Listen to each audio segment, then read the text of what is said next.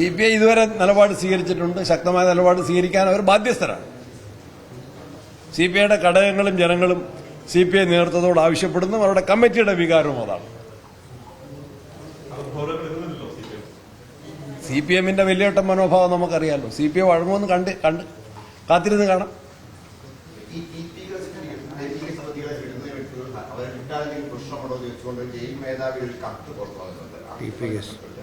ഇതാദ്യത്തെ ശ്രമമല്ല. ഒന്നാം പിണറായി സർക്കാരിന്റെ കാലത്ത് കുഞ്ഞനന്തൻ മരിക്കുന്നതിന് മുമ്പ് അദ്ദേഹത്തെ ജയിൽ മോചിതനാക്കാൻ ശ്രമം നടന്നിരുന്നു. രമയുടെ വീട്ടിൽ പോലീസ് പോയിരുന്നു.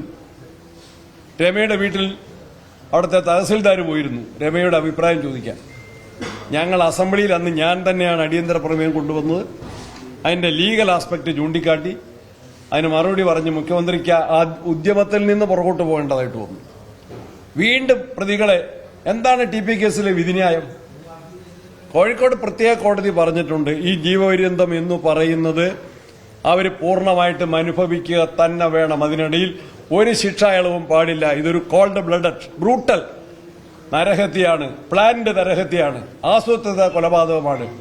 ഗൂഢാലോചനയിൽ പോലും പ്രതികൾ ശിക്ഷിക്കപ്പെട്ടിട്ടുണ്ട്.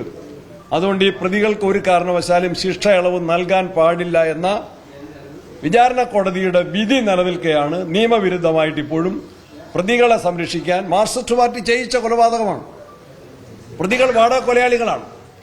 അവരെ സംരക്ഷിക്കാൻ പാർട്ടി എല്ലാ നിയമവിരുദ്ധ നടപടികളും സ്വീകരിക്കുകയാണ്. അതിനെ ഞങ്ങൾ നിയമപരമായും രാഷ്ട്രീയമായിട്ടും നേരിടുക തന്നെ ചെയ്യും. CPMന്റെ ഗവൺമെന്റിന്റെ ഈ നിയമവിരുദ്ധ നിലപാടുകളും ശ്രമങ്ങളും പരാജയപ്പെടും.